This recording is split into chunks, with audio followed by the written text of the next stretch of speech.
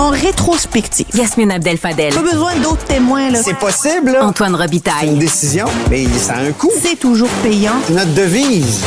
La rencontre, Abdel-Fadel, Robitaille. Bonjour à vous deux. Hey, bonjour, Mario. Et Antoine, on va tout de suite se rendre à Québec, te rejoindre, parce que ce matin, à la une du Journal de Québec, il y a un sondage sur la mairie. Est-ce que le maire Bruno Marchand est en danger? Ben, c'est un sérieux avertissement, comme l'écrit Karine Gagnon, notre chroniqueuse. Là, il y a juste 2 points d'avance sur un adversaire qui s'est même pas encore déclaré, c'est Sam Hamad. Donc, 39% contre 37%. C'est rare quand même qu'un maire sortant comme ça est en danger après même pas un mandat. Là. Donc, la dernière fois qu'un maire sortant a été battu, c'est Karine Gagnon qui nous le rappelle ce matin. C'est en 1938, Joseph-Ernest Grégoire qui avait mordu la poussière contre les maires Lucien de Québec, depuis 1938, le maire sortant à Québec a toujours été réélu. C'est ça, à moins qu'il prenne sa retraite, mais s'il se représente, il a toujours été réélu. Exactement. Presque Évidemment, là, on est à un an des des élections, là, mais je trouve qu'il y a des chiffres un peu paradoxaux. Là. Regarde, la perception de la situation générale dans la ville de Québec est plutôt bonne, 64%, mais en même temps, il y a une majorité qui veut un changement à la mairie. Donc, ça devrait être épeurant pour Bruno Marchand. La satisfaction à son égard est vraiment loin d'être celle lors de la lune de miel, là, qui était autour de 60%. Là, on est à 46 contre 44% d'insatisfaction. C'est très clivé, hein, c'est très polarisé. La faiblesse aussi de Bruno Marchand, c'est qu'il est plus fort dans les arrondissements centraux. Mais là, maintenant que la ville, depuis une vingtaine d'années, a été unifiée, ben c'est les banlieues là qui mènent là beaucoup. Puis il est plus faible aussi auprès des 35-54 ans, alors que c'est eux qui se rendent voter. Ouais. Évidemment, Sam Hamad, là, il traîne des casseroles aussi. Mais tu fais rien. Il est comme un peu Pablo Rodriguez. Il dit qu'il est en réflexion, mais il est en mais coulisses, Yasmine, ça parle des problèmes de Bruno Marchand, mais ça parle aussi de Sam Hamad qui a gardé à Québec une aura, là, une popularité bien réelle. Ben, Sam Hamad, là, il est très aimé à Québec. Il l'était lorsqu'il était ministre responsable de la capitale nationale. Puis d'ailleurs, lui a toujours dit qu'il était premièrement et avant tout ministre responsable de la capitale nationale et ensuite il avait un portefeuille. Il était très impliqué, avait de bonnes connexions et le monde a continué à l'aimer là, tu sais. D'ailleurs, c'est un des derniers ministres de la capitale nationale qui est très populaire à la capitale nationale, là, rappelons-le là. Sam Hamad, il s'est battu bec et ongle pour les intérêts de Québec et il avait l'appui de Régis Labaume. Tu sais, il était très proche de Régis Labaume, très proche de ceux qui dirigeaient à Québec. Alors, je pense que le monde sont nostalgiques de cette période où Sam Hamad défendait vraiment la région de Québec au sein du Conseil des ministres.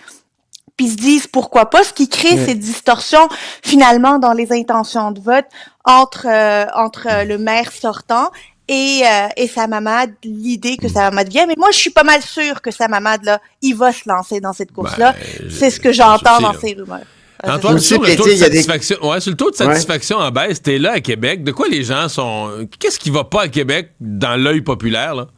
Ben, le chômage est très bas à Québec, mais il y a un dynamisme économique qui a été comme cassé, je pense, par l'abandon ou le retrait ou l'arrêt du projet de tramway. Tu sais, il y avait beaucoup d'investissements qui étaient prévus. La Chambre de commerce était favorable au projet de tramway, entre autres, pour ça. Donc ça a été un coup dur. Les gens sentent que l'économie est peut-être moins florissante, même si les chiffres sont quand même assez bons encore. Et évidemment, il y a la question des vélos, là, le transport, ça aussi, ça polarise beaucoup la population. Là. Tu sais, il y a un petit 2 kilomètres de piste cyclable qui est installée sur le chemin Sainte-Foy et on s'en fait constamment parler. Moi, les gens savent que je suis un ami de Bruno Marchand.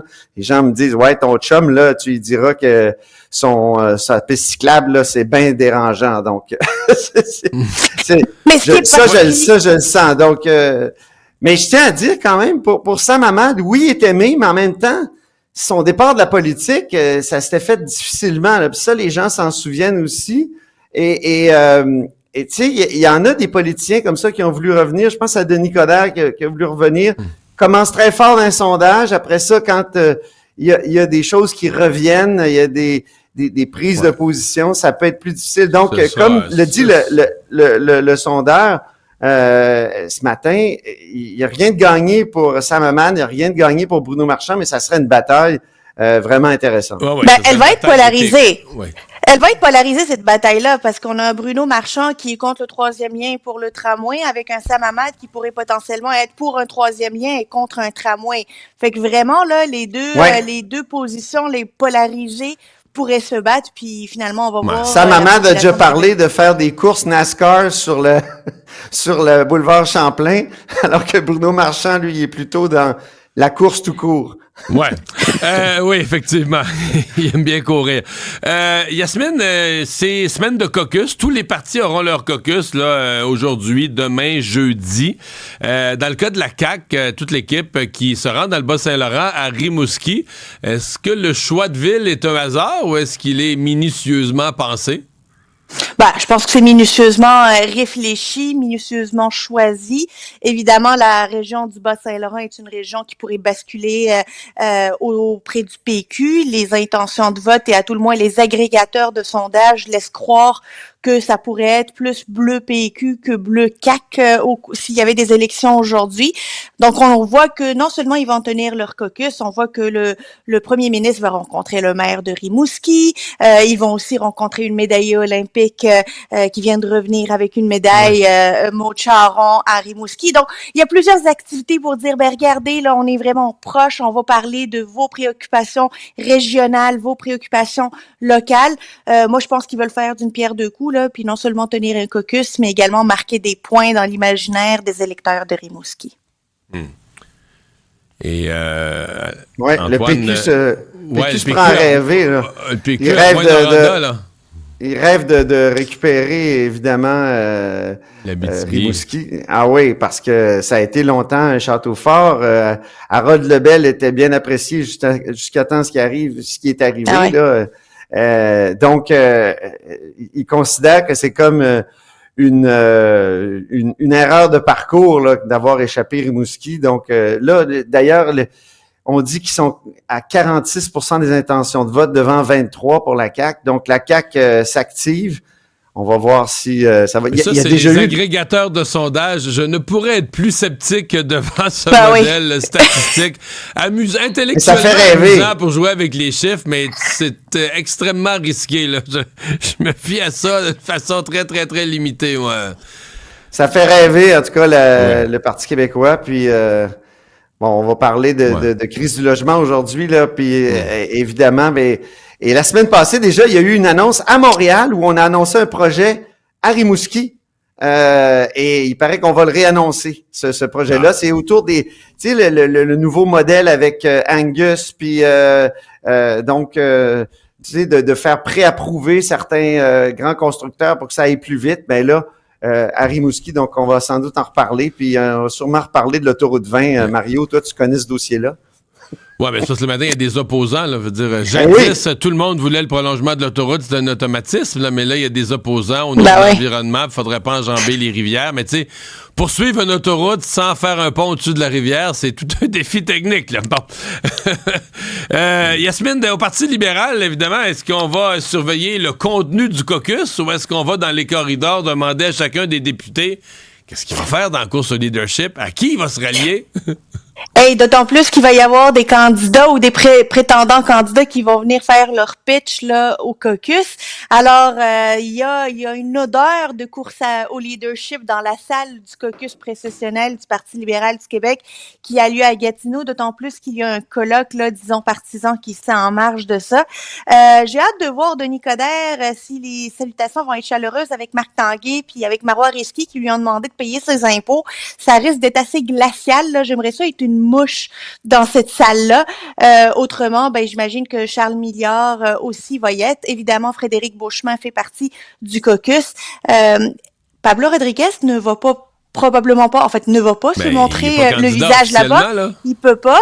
Mais là, ce sont de bonnes occasions qu'il rate, là, Pablo Rodriguez, avant de sauter à pieds joints, être première dans cette course-là, là.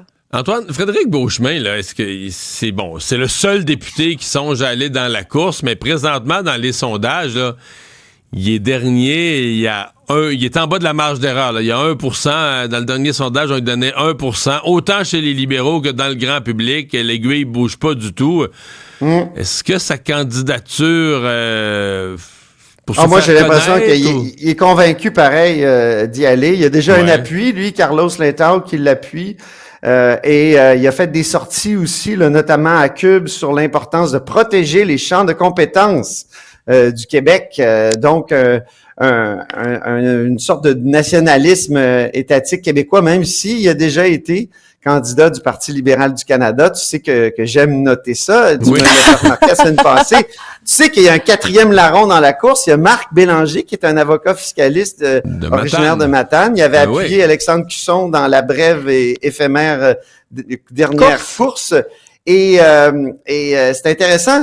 Imagine-toi donc que Marc Bélanger, il a été défait en 2000 et en 2004 pour le Parti libéral du Canada. Donc, c'est un autre qui vient de là-bas, du Parti libéral du Canada. Mais ça, c'est pas évident. Là. C'est comme un peu un simple militant qui se lance dans la course, totalement inconnu du public. C'est toujours difficile de voir comment tu peux te tracer. Faudra qu'il prenne des positions spectaculaires et des déclarations tonitruantes là, pour qu'on le remarque. Sinon, il reste malheureusement... En tout cas, il a fait une déclaration à Radio-Canada qui était assez spectaculaire. Il a dit, le Parti libéral, c'est un parti qui est à gauche, qui est à droite et qui est au centre. Bon, parle-moi de ça. C'est tout! Il a fait la synthèse, Mario. Tout le monde en rêve. Merci beaucoup à vous deux. Au revoir. Bye bye. À demain.